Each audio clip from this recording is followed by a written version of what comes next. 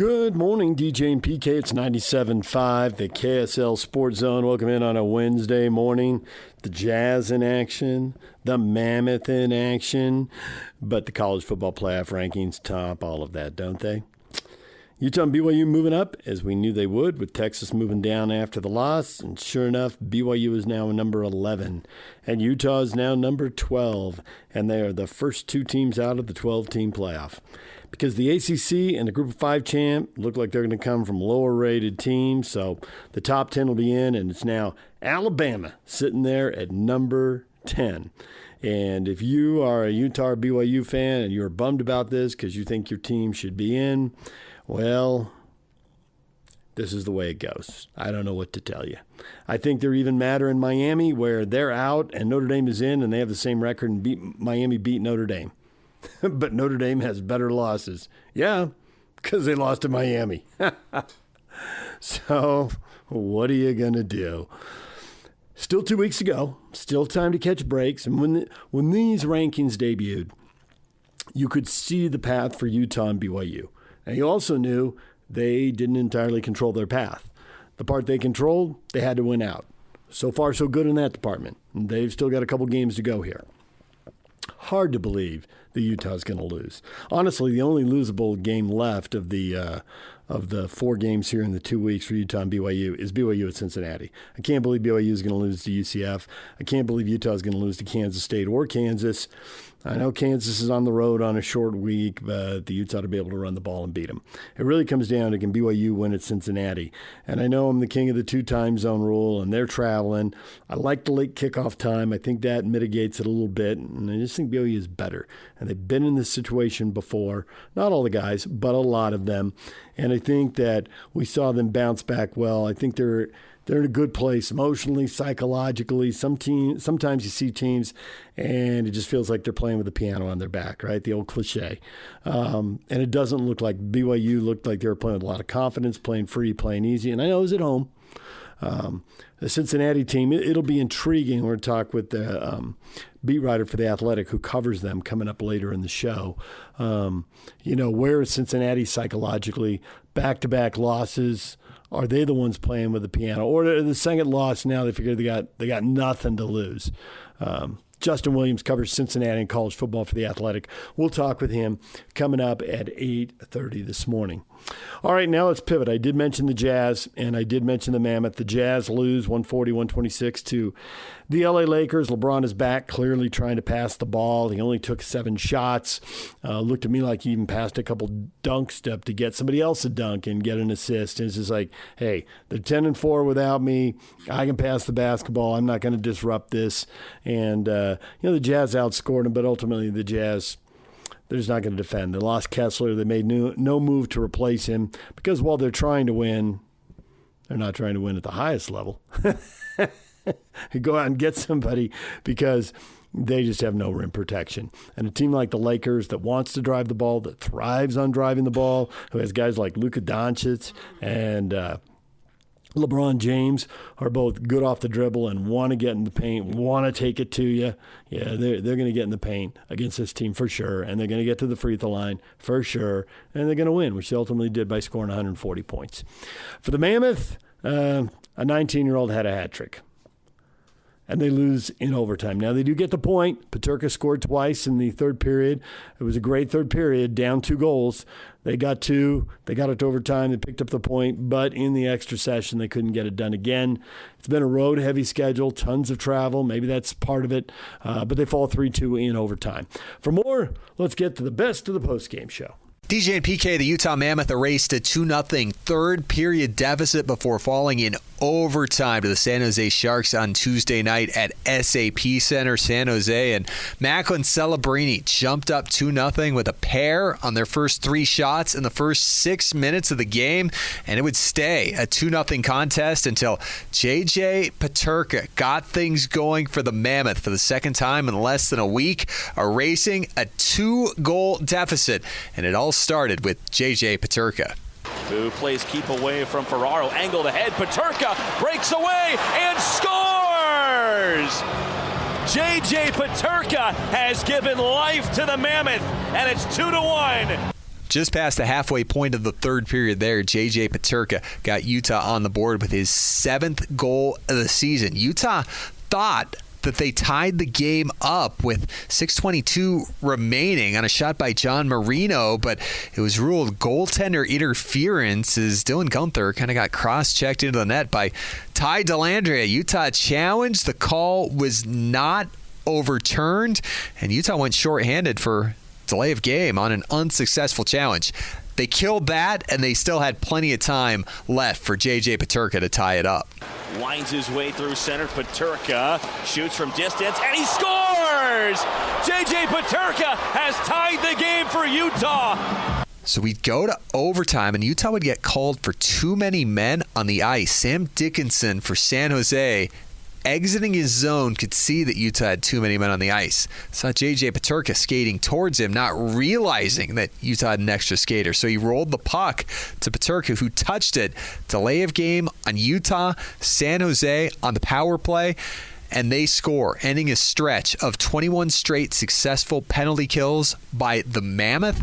And Utah allows their first power play goal since October 26th, spanning 9 games. So after the heartbreaker on Monday in Anaheim that they lost in overtime, Utah comes from behind to force overtime on Tuesday before falling to the San Jose Sharks. Utah now 10-7-3 on the season after opening the year with 13 of 20 games on the road. They're 4 points ahead of last year's pace, when last year at this time they were 8-9-3. So about a quarter way through the season, you pace it, Utah's about 16 points ahead of where they were last year at this time, even with a November stretch here where they haven't quite been winning like they were in October. They've still collected standings points in 4 straight games, albeit 1-0-3 in those contests. But points are adding up for Utah. Let's hear what head coach Andre Tourigny thought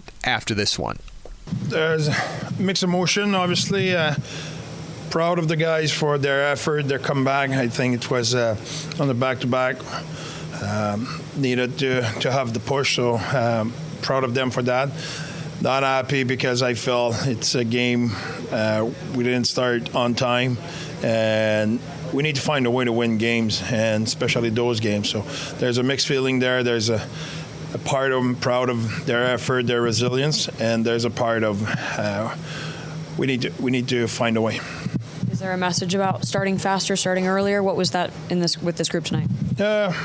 Obviously, I think since the start, the past probably 3 years, I think our start is a strength of us. We are focused and ready. Not tonight. So stuff happened, but it's important to clean that up right away. And if you look across the league, I repeat myself, it's a 1-goal game every time. It's a one-shot game. And for us, it's 3 games in a row in overtime. It is what it is. So you cannot, you need to have the urgency all the time, and you need to have the resilience, which we have, and we showed it again tonight. We found a way, but we need to close the deal. Can you speak to Peterka's game tonight, obviously getting those 2 goals for you guys? Yeah, he played a solid third period, 2 big goals. He was clutch, no doubt about it. And just as far as, you kind of reflect on the last 3 games. We talk about consistency in the positive direction, but, 3 points in the last 6 games. What needs to shake up in order to get that going at home? 3 points in the last 6? I'm sorry, 3. Yeah, I think it's 4 it's 5 points in the last 4 games, but we're undefeated in regulation in the last 4. Let's put it that way. Let's put it in the positive. But no, we need to find a way. Like I said, I think that will be like that. We need to get used to it. It will be a one-shot game. The league is really good. Everybody's really tight. So let's find a way to get a little bit better, just 5% better. What can you say about Celebrini? I mean, him having a hat trick and being the Sharks franchise player right now. Yeah, he's really good, and he works really hard. I like that about him. He's obviously all the skill in the world, all the IQ and everything, but his work ethic, his passion, the game is, you can see it. It's playing really well. And just lastly, what do you think of how the Sharks are playing? I mean, I know you guys played them in your place, but they seem to be kind of turning things around lately. They play really well. They play They defend well off the rush. They make you a hornet. They play good defense, and obviously they have game breakers. So 2 goals for J.J. Peterka. He joins Clayton Keller, Logan Cooley, and Nick Schmaltz as the other 3 Utah players who have had at least 2 goals in a game this year. Keller had a 2-goal game. Schmaltz had a hat trick. Logan Cooley, a 2-goal game and a hat trick. So big contest for J.J. Peterka, who now has 4 goals and 5 points in his last 4 games for the Mammoth. We heard from him after the contest. So can you just walk me through the message, I guess, post-game and the takeaway from this one?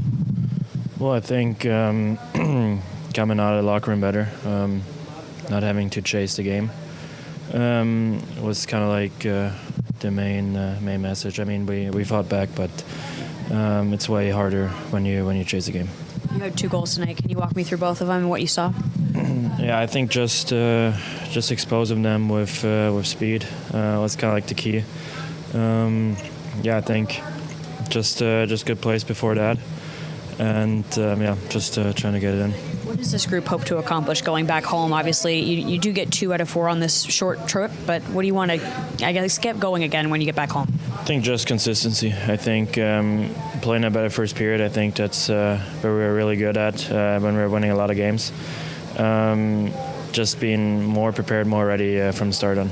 So a day off for Utah today. They'll be back in action tomorrow, taking on the Vegas Golden Knights for the first of 2 meetings in 5 nights at Delta Center as part of a 4-game homestand. Utah will be home Thursday with Vegas, Saturday with the New York Rangers for Hockey Fights Cancer. Monday, Vegas will be back. And the Wednesday before Thanksgiving, Montreal will be in town. You can check out any available tickets at UtahMammoth.com and check us out on Mammoth Daily. Mike Folta and myself, your Hockey Night in Utah radio broadcast team. 30 minutes every day, wherever you get your podcast, Apple, Spotify. You can watch us on the Utah Mammoth team YouTube page. We'll look back at last night in San Jose, look ahead to Vegas. We'll hear from Nate Schmidt. He's a lot of fun. He'll join us in the Odd Man Rush today on Mammoth Daily. Thursday, we're on the air at 6 p.m. with Hockey Night in Utah right here on the KSL Sports Zone. Action starts at 7 with Vegas. Have a good rest of your Wednesday and enjoy the rest of DJ and PK right here on 97.5, the KSL Sports Zone. There is the best of the post-game show. All right, we're going to take a break. When we come back, Frank Dolce, Tim Fitzgerald talking football. Tim is coming up next. Tim covers Kansas State, and this guy's a realist. Holy cow. And he is not optimistic about K-State's chance in this game. He thinks the Utes are going to run them over. Tim's coming up next. Stay with us. DJ, PK, and it's time now to talk Utah and Kansas State. Covering the Kansas State Wildcats, Tim Fitzgerald joins us right now, the publisher of Go Powercat, part of 24/7 Sports. Tim, good morning. How are you boys doing? We're doing well this morning. How are you? I'm wonderful. I'm looking forward to a trip to Salt Lake City. I understand you've arranged decent weather for mid-November. Yeah, low 50s, sun out, take it. It'll be a beautiful day. Nice. Have you been out here before? Yeah, we came out last year for BYU, and I've actually been there for the NCAA tournament many years ago when K-State went to the Elite Eight. Oh, the stadium on a day game at Rice Eccles from the press box, both sides, looking out the east and the west when the sun's shining is really spectacular. I can't wait to see it. I tell you what, long before Utah, the whole Pac-12 disintegration thing happened, I had a buddy send their daughter to Utah, and he went to games and said, "This is the most Big 12 stadium, not in the Big 12 I've ever been to." So I'm really looking forward to it. Interesting. The K-State season, how would you describe this so far? How are K-State fans describing this? Like a drunken adventure. You're probably going to wake up with scrapes and don't know what happened. It's been a disaster, and for matched against expectations, I think Utah fans can understand this. But what happened to Utah last year was kind of explainable with quarterback.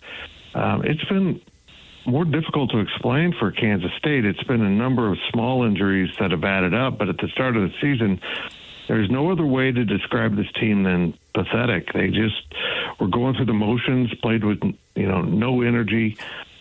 They rectified that with an off week and started playing better football, and then lo and behold, what did we see? Last Saturday at Stillwater, after their third bye week of the season, was another lackadaisical effort by the Wildcats, and they almost got beat by a horrific team, which they've already done this year with Army, and they got out of Stillwater with a win. They better come with a lot more energy, or this is going to get real ugly real fast next Saturday. Yeah, so after the game and then during this past week here already, Coach Chris Kleiman said something I thought was interesting, that they played "we can't lose" rather than, quote, "let's go out and try to win." So he thought there was pressure on them, and I assume that, to sum it up, it can be that they were tight for whatever reason that they shouldn't have been in terms of the pressure that they put on themselves, all right? Because pressure in that regard can only be something that you decide what is there or not. And nevertheless, they put it out there, and then they barely won, didn't look good in doing it. Well, the flip side here, you're a double-digit underdog. I mean, it's way up there. I think it's the highest in 3 or 4 years for this program. So shouldn't they, at that point, if that's going to be the attitude that when you're playing a crappy Oklahoma State team, the pressure to win, well, now you're playing a really good Utah team that's as hot as anybody, and you're not supposed to win, so they can come out and be loose and maybe do something?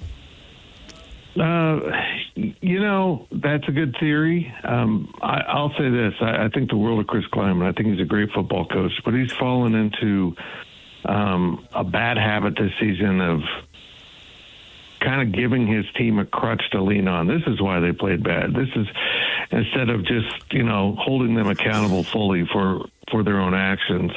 The simple truth of this game is Kansas State's offensive line has been bad at times this year, including last Saturday, and that's not good against Utah.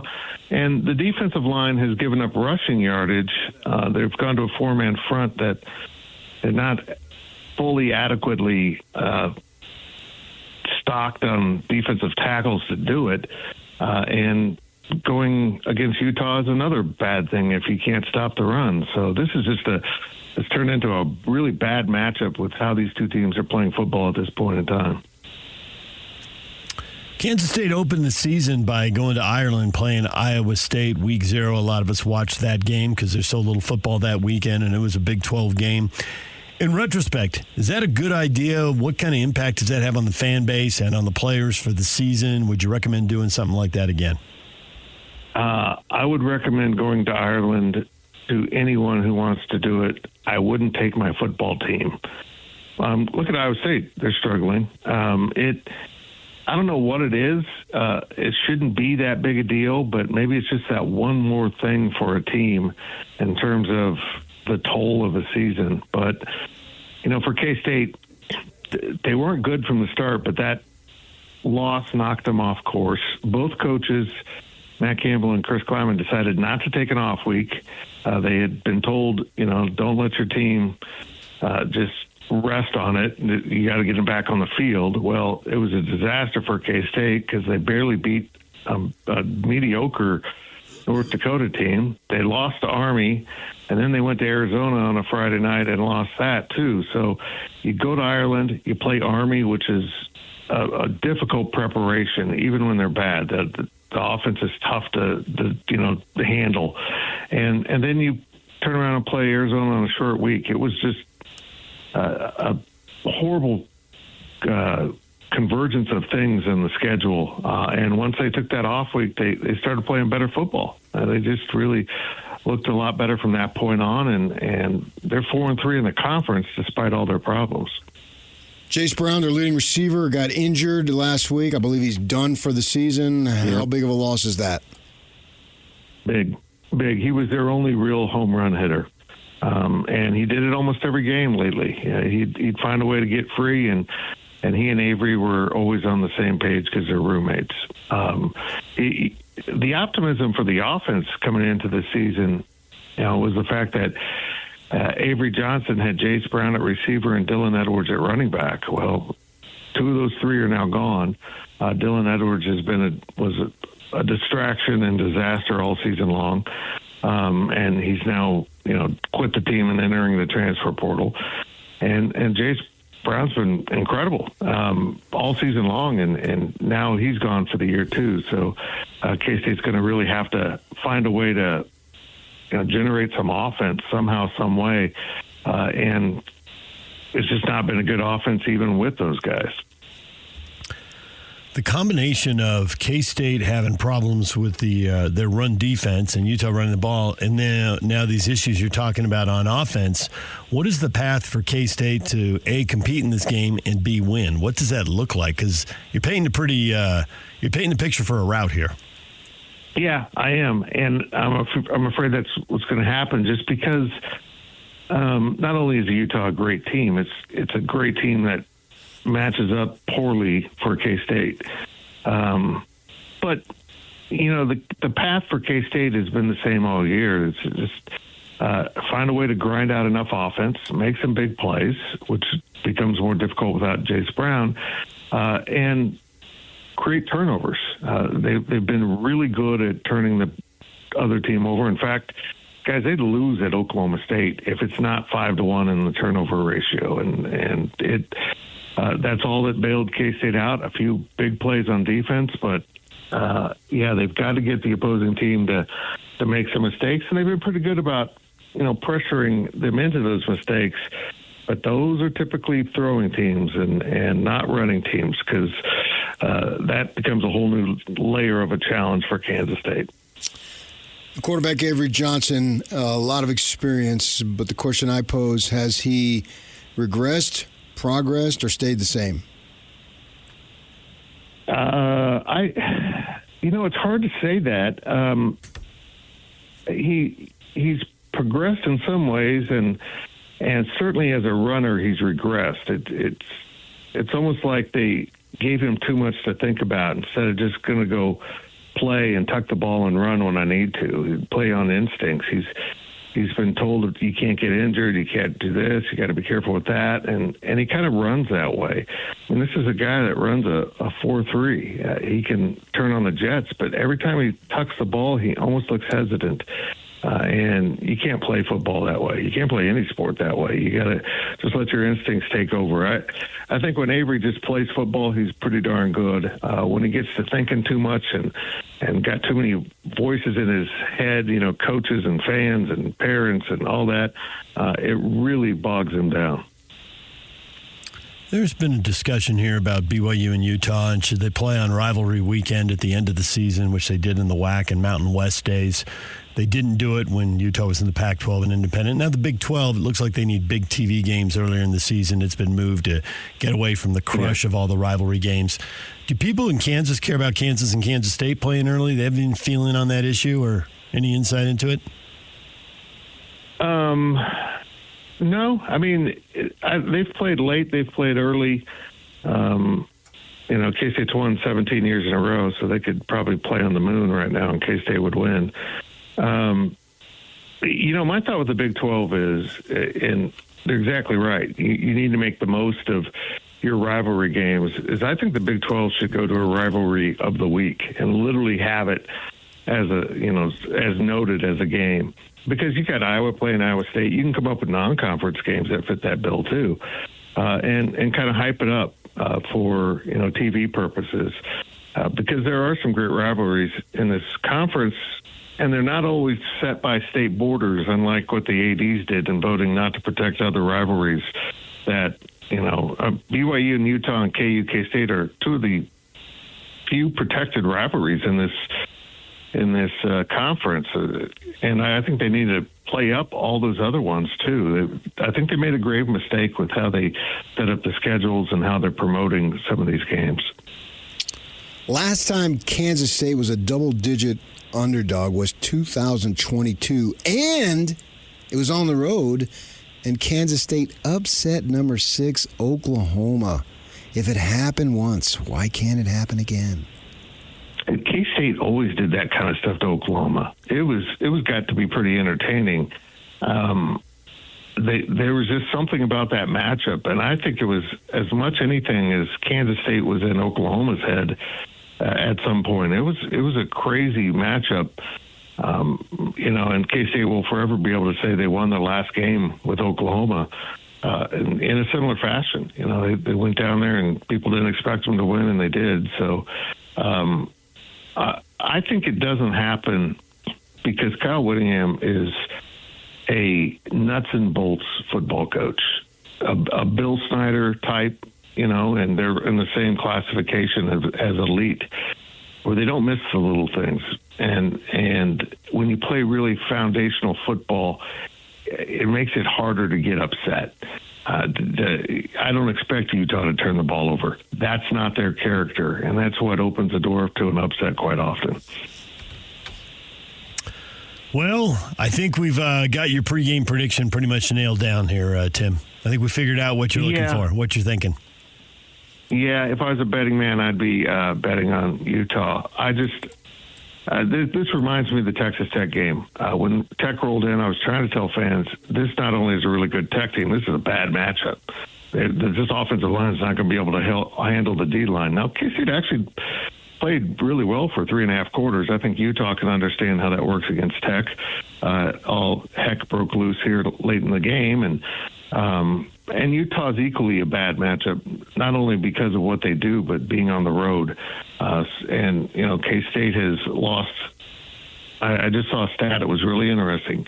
K-State has lost almost every game to a team with a winning record in the Big 12 over the last 3 years. They've been beating all the teams they should beat and losing to the teams that they can beat. And so I think it'll be really shocking to me if K-State wins. It'll be maybe equally shocking if K-State plays within the score. Tim, we appreciate the time. Thanks for joining us, and continue on with your glorious day. Okay, thank you, boys. There's Tim Fitzgerald covering Kansas State for Go Powercat. A reminder, join Hans and Scotty Friday from noon to 3 at RGS Exteriors, 4235 Farm Road in West Jordan. We're going to take a break, come back, and you'll hear from Frank Dolce as the Utes get ready for game number 11. K-State coming to town for Senior Day. That's next. Stay with us. Nominate the youth sports volunteer that you know for the Hercules Hero of the Week. Submit your nomination at kslsports.com/contest and listen every Thursday to JJ and Alex for the winner. Help us celebrate the efforts of those volunteers making an impact with the Hercules Hero of the Week. Sponsored by Hercules First Federal Credit Union and Beehive Meals. DJ PK, and we're joined now by Frank Dolce, former Ute quarterback. Frank, good morning. Good morning, guys. Frank, another week, another blowout. You getting bored with these, or are you savoring every ridiculous snap as they just stampede through whatever defense is in their way? No. I mean, if you're asking me if I'm comfortable with this football team, I would say no. I still feel like it's every week they have to go out and prove who they are, and they've accomplished that so far, but. And we talked about this a while ago. If Utah wanted to accomplish their goals, you know, they had to win out. They had to win each week. And I still feel like that is should be the mentality. It's so funny when I watch this team offensively. There are times when I think, what are they? It seems like they're out of sync or not communicating, and then all of a sudden, you know, they score a touchdown or something. It's been such an interesting offense to watch, because at times it feels really frustrating to watch, and at other times you're like, oh wow, look what they're doing, and look what they've accomplished, and then you look up and there's like 55 points on the board. So I guess what I'm saying is I don't know exactly how to evaluate this offense other than to say we've talked about this too. Like, there's this depth of talent across the offense where lots of different guys could make a significant play at different times during the game. It's like you don't necessarily have your core of, you know, this guy's going to make 10 big plays in the game, and this guy's going to make. It's like we don't know. It's pick your own adventure. Which guy is going to make the big play this game? I'm afraid we're going to be unfulfilled when this season ends. And what I mean by that is they've been playing good balls, no doubt about it. You could argue they've been playing the best ball they've played in who knows how long, maybe ever, in the way they're playing and just annihilating all these teams. But if they don't get into the postseason, I'm not talking about a bowl game, I'm talking about the playoff, obviously, then we're going to be left wondering, what if? It's like going back to 08 and 04. What if? What if they got the chance? Now, in those cases, they weren't given the chance. Obviously, you can argue in this case that it's a situation where, well, they could have had the chance if they would have won enough games, but they didn't. So anyway, I think that I might be ending up being unfulfilled, wondering just how good was this team playing as we got into the heart of the season. Yeah, I feel like that as well. And as much as I feel a little bit like I don't know exactly how to evaluate the offense, I also feel like this team is a very difficult team to beat right now. And they do, same thing on the defensive side, although that may have been the philosophy, is just kind of the bend, don't break mentality last week, because it seemed like they were giving up some yardage, some plays, but they kept everything in front of them. I'm sure if things go well for Utah the next 2 weeks, and I think it's the couple favorable matchups for Utah, and then we reflect back on the end of the season and we look at some of the scores, we look at some of the game stats, we look at all this stuff, we'll think, wow, that was a really good football team. And maybe we would be thinking that now, or maybe some people are thinking that now, without the loss to Texas Tech, without the loss to BYU, maybe I guess I would have a higher comfort level with the team's ability to perform, even though over the last several weeks they've clearly demonstrated that. So I guess my individual approach is it's still week to week, still like this. When Utah started getting really good, it was the circle the wagons mentality, which they always go to, and I think they should, no matter what happens at the end of the season, you have to put yourself in a position to at least have a chance, and you don't do that without the next 2 weeks. I do think the team has evolved. PK brought up part of this earlier, was that Ficklin has clearly given them big plays that they could not generate early in the year. Early in the year, the storyline in September was they move the ball 6 yards a snap, and it takes at least 10, if not 12 or 15 plays to go 80 yards for a touchdown.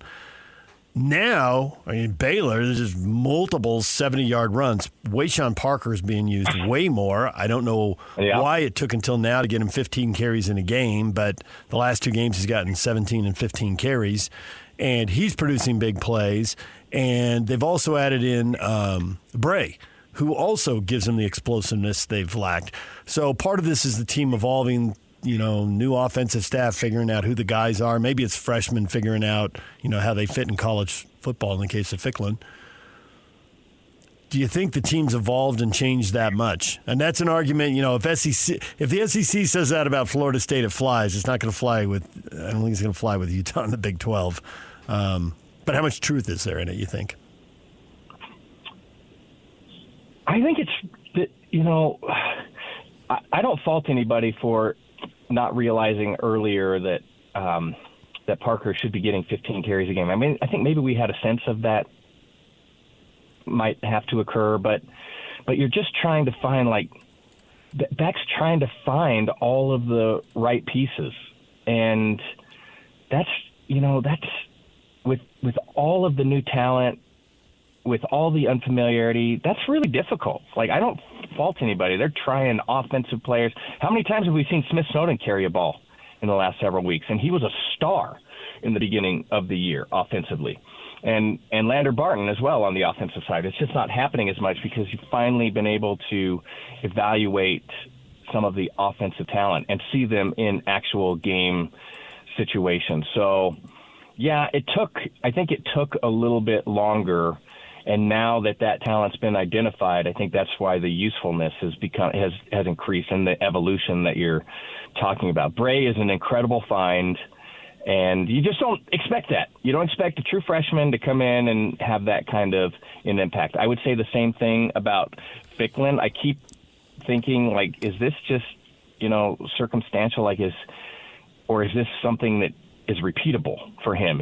Can he break off 50 or 60 or 70-yard runs every game? And you know what? I don't know. Maybe he can. Like that, he seems to have that kind of talent. At the same time, under all this evaluation and evolution, I think there's a better understanding of Devin Dampier, and that is also important. So I'm not a fan of a two-quarterback system, not at all a fan of a two-quarterback system. I still feel like Dampier is your lead quarterback, and he should get the significant majority of the snaps. But I also, at this point, wouldn't mind seeing a little more Ficklin, a little more regular Ficklin. I'm not saying splitting time, but having that guy that throws the changeup and is hard for a defense to manage. The boss turns 66 on Friday. Is this his last game in Rice-Eccles Stadium? Oh, man. The younger guys in the media wanted me to ask that question at his Monday press conference. Yeah. Because I can get away with it. Yes. I think that he thinks he can retire, but I don't think he can retire. I don't know what he's going to do if he's not coaching football. And maybe I am completely misunderstanding this situation. I may be completely mischaracterizing it, but I just don't see him doing anything but having the routine that he has now and being fulfilled in that routine. So is he going to retire? Man, I think there's many reasons he could, maybe should retire. I just don't see it happening. Okay, but you're looking at him in his personal situation, which is understandable. I mean, I think he can find stuff to do. He'll slam 7 irons more into the dirt or into the grass than he can now. So there are things that he can do. But I think it runs deeper than that in some conversations that I've had in terms of how long do we let Scally or make Scally have to wait? Scally doesn't have to wait. Scally could take a head coaching job anytime he wants. But I said, do we? So I'm speaking from the Utah administration. Certainly he can do whatever he wants, but that's the point. How long do we risk losing him? I went personal pronoun, not myself, but from the Utah administration, realizing that he can put his name out there or have his representatives put his name out there immediately if he hasn't already done so. That's the point. How long do we want him? How long do we want to flirt with the possibility of him leaving to get one or two more years out of Kyle? I like Morgan Scally a lot. And I love him dearly. And just to be completely objective, there's no guarantee that Morgan Scally is the next Urban Meyer or that he's the next Kyle Whittingham. There's no guarantee that occurs. No. And so I don't think that the blackmail game is meaningful here. I mean, I don't think you should make the decision of, well, now do we have to move along from Kyle Whittingham because there's the threat of losing Scally? I don't think you can look at it that way. I think you just have to deal with it if that occurs. No, they won't move along, but Kyle may do it for the better interest of the program. Okay, that's the one thing that you've said today that I would agree with. Finally. That's not true. I figure if I keep talking, I'll hit something. It was just dramatic to say that, so that's what I said. Nice. I like it. Here's what I would say.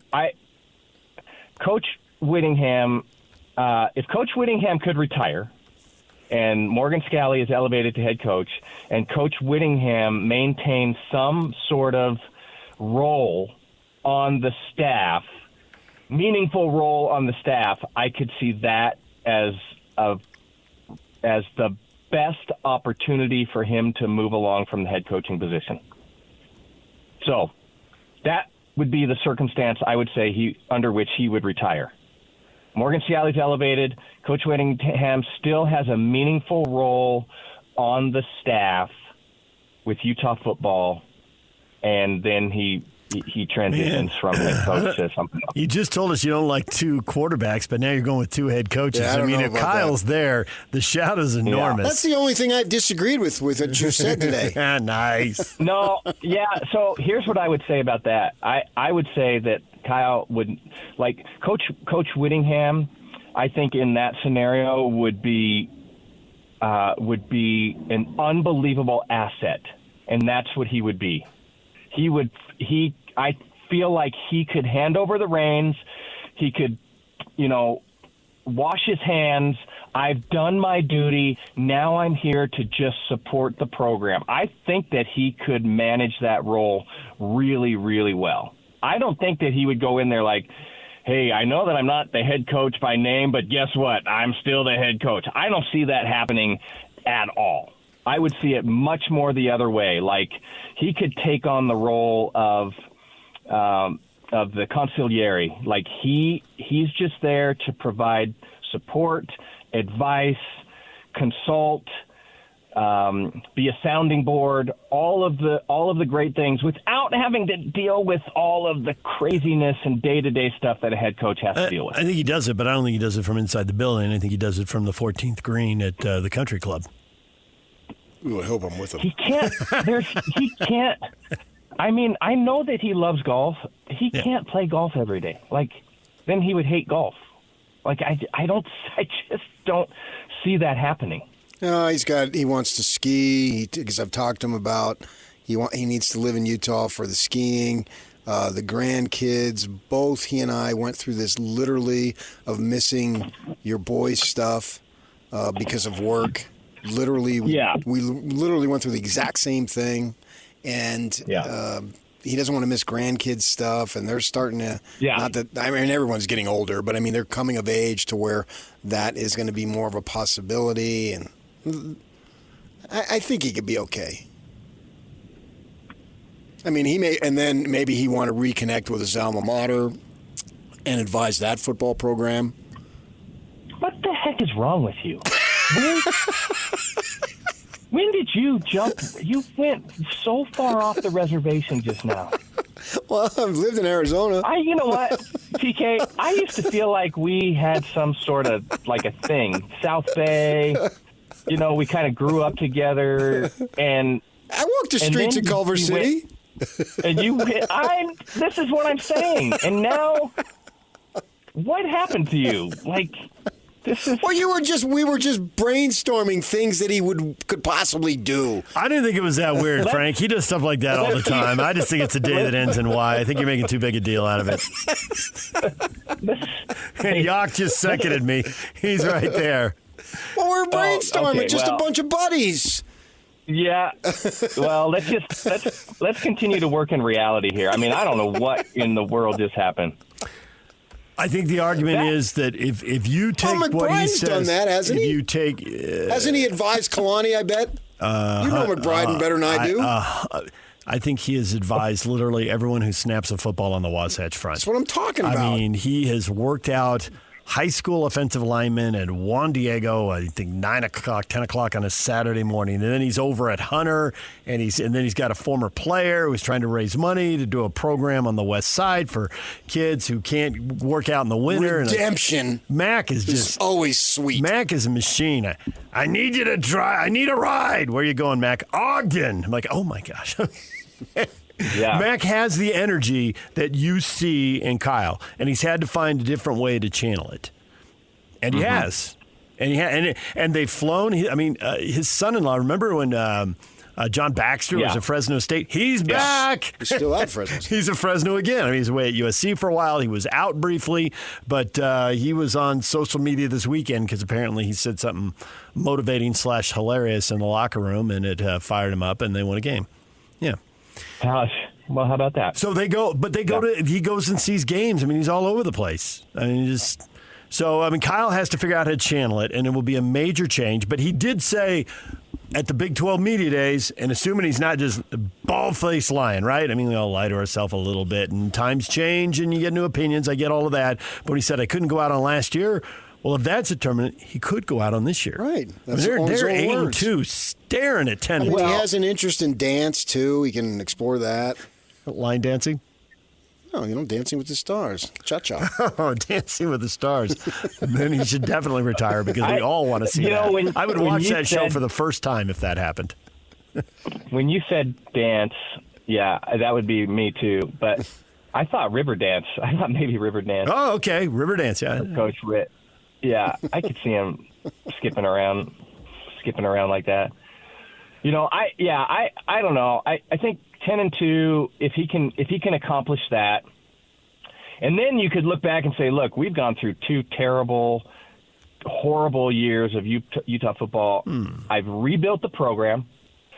The cupboard is full. There's a lot of talent on this football team. The staff is intact. I'm leaving it in a good spot. Like, all of those things align. All of those things align for a meaningful retirement. Yeah, I don't playoffs. It's super. I think it's a stretch to say you're going to get into the playoffs, and I think you're just going to have to say, you know what, if he stays another 5 years, is he going to get in the playoffs? Like, that's a huge roll of the dice. Yep.